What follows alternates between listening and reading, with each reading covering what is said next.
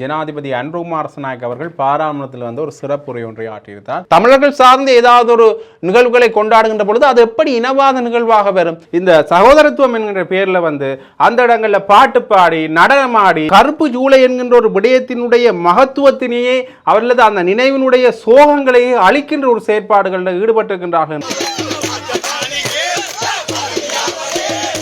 உதயகமன் பிள்ளை இது இன்று நேற்று வந்த விடயம் அல்ல. உதயகமன் பிள்ளை, விமல் வீரவன்ச, சரத் வீரசர போன்றவர்கள் தொடர்ந்துமே இந்த கருத்துக்களை முன்னாள் விடுதலை புலிகள் உறுப்பினர் என்றபடியும் அனைத்து ஊடகங்களிலும் பலியாக இருந்தது. அவர் விடுதலை புலிகள் அமைப்பினுடைய உறுப்பினராக அல்லாது இராணுவ புலனாய்வாளராக இராணுவ உளவாளியாக செயற்பட்டவர். மாதம் 20,000 ரூபாய் சம்பளமும் பெறப்பட்டிருக்கின்றது.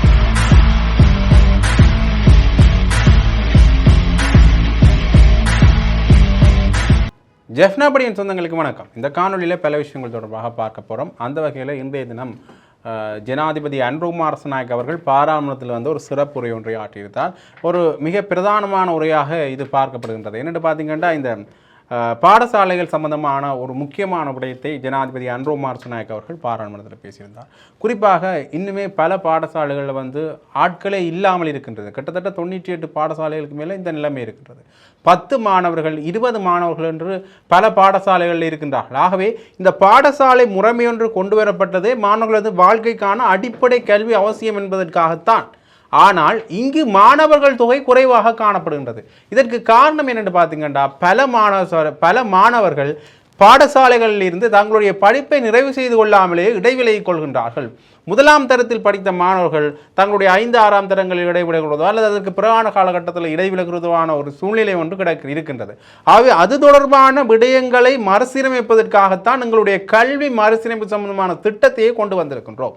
அண்மையில் ஹருணி அமரசூரிய அவர்கள் இது தொடர்பாக பேசுகின்ற பொழுது சில முக்கியமான விஷயங்களை குறிப்பிட்டிருந்தார்கள். இந்த பாடசாலையினுடைய பாடங்கள் என்ற எண்ணிக்கையை குறைப்பது சம்பந்தமாக கிட்டத்தட்ட 7 பாடங்கள் என்று 7 பாடங்கள் என்று வரையறை செய்யப்பட்டிருந்தது.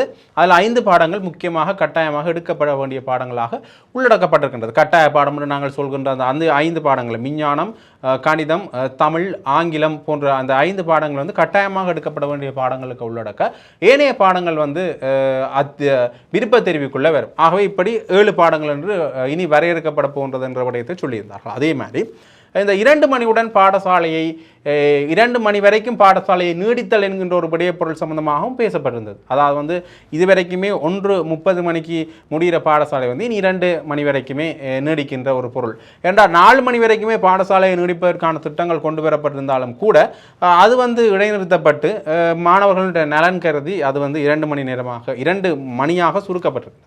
சரி, இது இவ்வாறு இருக்க இன்றைய ஜனாதிபதி இந்த விடயத்தை சொல்லியிருக்கார். இவர்களுடைய இப்படியான கல்வி மறுசீரமைப்பு திட்டங்கள் எதற்காக கொண்டு வரப்படுகின்றது என்று பார்த்தால், மாணவர்கள் தங்களுடைய பாடசாலை கல்வியை இடைநிறுத்திக் கொள்கின்றார்கள். ஆகவே 13ஆம் தரம் வரையிலும் கட்டாயம் மாணவர்கள் பாடசாலை கல்வியை தொடர வேண்டும் என்கின்ற ஒரு நன்னோக்கத்தின் அடிப்படையில் தான் இந்த கல்வி மறுசீரமைப்பு என்ற விடயம் கொண்டு வரப்படுகின்றது என்று சொல்லியிருந்தார். இந்த விடயம் எந்த அளவுக்கு சாத்தியமாக போன்றது என்பதை நாங்கள் பொறுத்திருந்தான் பார்க்கணும். இன்றைய தினம் ஜனாதிபதியின் இந்த சிறப்புரை ஒரு முக்கியத்துவம் வாய்ந்த பேசுபொருளாக மாறியிருக்கிறது. அதே நேரத்தில் இன்னொரு முக்கியமான விடயத்தை நாங்கள் பார்க்கணும்னு பார்த்தீங்கன்னா, இந்த கருப்பு ஜூலை சம்பந்தமான பல விவரங்கள் வெளியாகி கொண்டிருக்கின்றன. இந்த சகோதரத்துவ நாள் சம்பந்தமாக இந்த கருப்பு ஜூலை நாளை நாங்கள் சகோதரத்துவ நாளாக கொண்டாட வேண்டும் என்று சோசலிச இளைஞர் சங்கம் குருநாகல்ல இருந்து இங்க வரைக்கும் வந்திருந்தார்கள். என்ன ஜாழ்தேவி ரயில்ல அவர்கள் என்ன விடயத்தை சொல்றார்கள் பார்த்தீங்கன்னா, ஏற்கனவே இந்த யாழ்தேவி ரயில்ல குருநாகல்லிருந்து யாழ்ப்பாணம் வரைக்கும் வந்தவர்கள், கருப்பு ஜூலை என்று வந்தவர்கள், ஜூலை மாதம் வந்தவர்கள் என்னத்தை கொண்டு வந்தார்கள் என்று பார்த்தீங்கன்னா, வன்முறை, குரோதம், பகைமை போன்ற உணவுகளை கொண்டு வந்தார்கள். அதுக்கான காரணம் என்று பார்த்தீங்கன்னா, ரணில் விக்ரமசிங்கே போன்றவர்களுடைய அந்த ஆட்சி நிலைமை அப்படி இருந்தது. அதுலேயும் குறிப்பாக என்ன விஷயம் சொல்லப்பட்டது என்று பார்த்தீங்கன்னா, இந்த யாழ்ப்பாணத்தினுடைய மிக பொக்கிஷமாக போற்றப்படுகின்ற, ஆசியாவினுடைய பொக்கிஷமாக போற்றப்படுகின்ற இந்த யாழ்ப்பாண நூலகம் எரிக்கப்பட்டதற்கான பிரதான காரணம் இவர்களுடைய அரசியல். ஆனால் நாங்கள் என்னதுக்காக வாரம் பார்த்தீங்கன்னா, சகோதரத்துவத்தை போற்றுவதற்காக. சரி, இது அவர்களுடைய நிலைப்பாடு என்ற ஒரு கருத்தியலை வைத்துக் கொள்ளலாம். ஆனால் இதை ஏன் அவர்கள் ஜூலையின் நினைவு தினமாகவே கொண்டாடக்கூடாது என்கின்ற கேள்வி இங்கே பலர் மத்தியில் எழுந்திருக்கிறது. இதைத்தான் இளங்குமரன் அவர்கள் தன்னுடைய முகவலிப்பு பதில போடுவதற்கு என்ன சொல்றார் என்றால், இதை ஒரு இனவாத நினைவாக அல்லாது சகோதரத்துவத்தை பெருமைப்படுத்தும் ஒரு நினைவாக கொண்டாடணும் என்று. இதுல என்ன இருக்கின்றது என்று விளங்கவில்லை. இப்ப நாங்கள் ஏதாவது ஒரு தமிழர்கள் சார்ந்த ஏதாவது ஒரு நிகழ்வுகளை கொண்டாடுகின்ற பொழுது அது எப்படி இனவாத நிகழ்வாக வரும்? நாங்கள் இறந்த உறவுகளை, தமிழர்கள் இறந்த உறவுகளைத்தான் நினைவு கூறுகின்றார்களே தவிர அதை ஒரு இனவாதமாக இற்றை வரைக்குமே அவர்கள் பார்த்ததில்லை. உண்மையிலேயே இனவாதத்தின் சில இனவாத அரசியல்வாதிகளால் சிங்கள மக்கள் தூண்டப்பட்டு தான் இந்த நிகழ்வு நடந்ததுன்னு தான் இற்றை வரைக்குமே தமிழ் அரசியல் பரப்பில் கூட பேசப்படுகின்றது. ஆக இப்படி இருக்கேக்க இளங்குமரன் அவர்கள் இந்த விஷயத்தை சொன்னது உண்மையிலேயே ஒரு விமர்சனத்துக்குள்ளான விடயமாக மாறியிருக்கின்றது. அது மட்டும் இல்லாமல் இவர்கள் இந்த சகோதரத்துவத்தை பரப்போம் என்கின்ற பேரில் இவர்கள் என்ன செய்கின்றார்கள் என்று பார்த்தீங்கன்னா, இந்த வடக்கினுடைய பல பிரதேசங்களில் இந்த சகோதரத்துவம் என்கின்ற பேரில் அந்த இடங்களில் பாட்டு பாடி நடனமாடி இந்த கருப்பு ஜூலை என்கின்ற ஒரு விடயத்தினுடைய மகத்துவத்தினையே அவர்களது அந்த நினைவினுடைய சோகங்களையே அளிக்கின்ற ஒரு செயற்பாடுகளில் ஈடுபட்டிருக்கின்றார்கள் என்று தமிழர் தரப்பில் இருந்து இற்றை வரைக்குமே விமர்சனங்கள் மேற்கொள்ளப்பட்டு கொண்டுதான் இருக்கின்றன.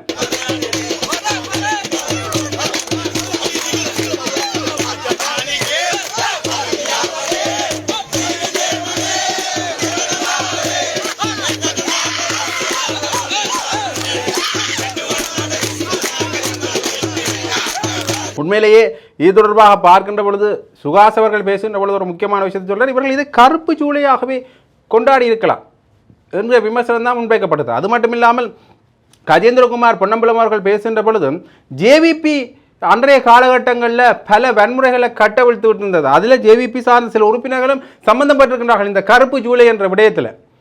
ஆகவே அவர்கள் இப்ப சகோதரத்துவத்தை பின்பற்றுவோம் என்று வருகின்றார்கள். ஆனால் அவர்கள் இந்த விடயத்தை எப்படி மேற்கொண்டிருக்க வேண்டும் என்றால், இதையும் ஒரு ஜூலை கலவரம் போன்ற நினைவாக நாங்கள் அனுஷ்டிக்கின்றோம் என்கின்ற விடயத்தை அவர்கள் செய்திருந்தார்கள் என்றால் இதை ஏற்றுக்கொள்ளக்கூடிய விடயமாக இருக்கும். ஆனால் ஜூலை கலவரம் அல்லது கருப்பு ஜூலை என்கின்ற விடயத்தை விடுத்து இவர்கள் இதை சகோதரத்துவம் நினைவாக செய்கின்றோம் என்றால் இந்த கருப்பு ஜூலை என்கின்ற ஒரு விடயத்தை இல்லாமல் செய்கின்ற ஒரு விடயமாகத்தான் இது அமைந்திருக்கின்றது என்கின்ற பொருள்பட யாரும் கஜேந்திரகுமார் பொன்னம்பலம் அவர்களும் இது தொடர்பான விமர்சனத்தை முன்வைத்திருந்தார்கள். தொடர்ந்துமே இந்த இவர்கள் செய்த செயற்பாடுகள், அதாவது வடக்கு பரப்பில் இவர்கள் தொடர்ந்துமே இந்த கருப்பு ஜூலை தினத்தில் செய்த செயற்பாடுகளால் பலரும் அந்த செயற்பாடுகள் சம்பந்தமான தங்களுடைய விசனத்தை தெரிவித்திருக்கிறார்கள் என்றான் சொல்ல வேண்டும். சரி, இது இவ்வாறு இருக்க இன்னொரு முக்கியமான விடயத்தையும் நாங்கள் பார்க்கணும் என்று பார்த்தீங்கன்னா, உதய கம்மன்பில் அவர்கள் எல்லா விடயத்திலையும் இந்த உதய கம்மன்பில் அவர்கள் தன்னுடைய கருத்துக்களை கூறுவதை முன்னிலைப்படுத்தி கொண்டிருக்கிறார். குறிப்பாக உயிர்த்த நேர தாக்குதல் தாக்குதல் சம்பந்தமாக பேசுகின்ற பொழுது பெரும்பாலும் இவர் பிள்ளையானுக்கு சாதகமான கருத்துக்களையே தொடர்ந்து பேசி வருவது வளமையான விடயம். அதாவது விடுதலை புலிகள் அமைப்பினரை அழிப்பதற்கு உதவி ஒருவருக்கு நாங்கள் கொடுக்கின்ற பரிசு தான் இந்த கைதான்கின்ற விடயத்தை கூட அவர் முன்வைந்திருந்தார். அப்ப இந்த விஷயங்கள் தொடர்பாக நாங்கள் பார்க்கின்ற பொழுது அடுத்ததாக இன்னொரு முக்கியமான விடயத்தை பார்க்கணும்.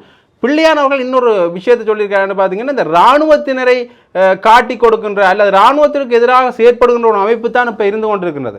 விடுதலை புலிகள் அமைப்பினர் என்ன செய்தார்களோ அதே விடயத்தான் இவர்கள் செய்கின்றனர். விடுதலை புலிகள் அமைப்பினுடைய ஆசையை நிறைவேற்றுகின்ற ஒரு அரசாங்கம் தான் இந்த அரசாங்கம் செயற்படுகின்றது.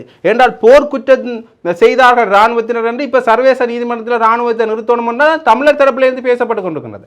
அதே விடயத்தை தான் இப்போ இந்த அரசாங்கம் செய்கின்றது என்கின்ற பொருள்பட அவர் பேசியிருக்கிறார். என்ன விடயத்தை பற்றி பார்த்தீங்கன்னா, இந்த நிலந்த ஜெயவர்தன் அவர்கள் கைது செய்யப்பட்டிருந்தார்.